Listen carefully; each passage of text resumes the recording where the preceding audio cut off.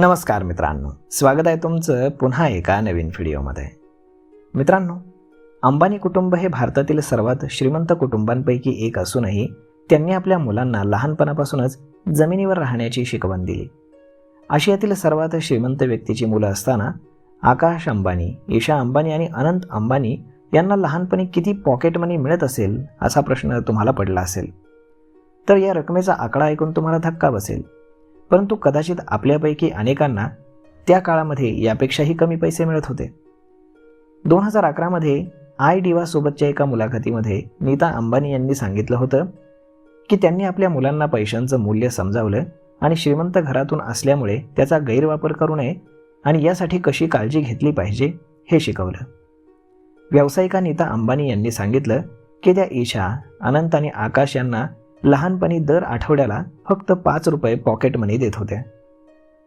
आपल्या मुलांना पैशांचं मूल्य आणि आदर शिकवण्याबाबत बोलत असताना नीता बोलल्या, जेव्हा माझी मुलं लहान होती तेव्हा मी प्रत्येक शुक्रवारी शाळेच्या कॅन्टीनमध्ये खर्च करण्यासाठी त्यांना 5 रुपये देत असे.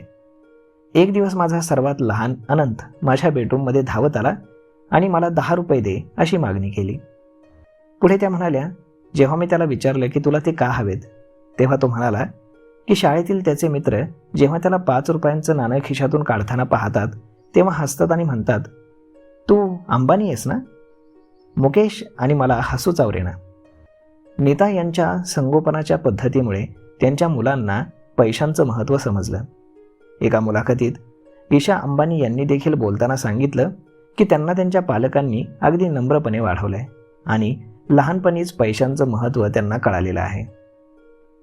तर मग मित्रांनो, तुम्हालाही धक्का बसला असेल.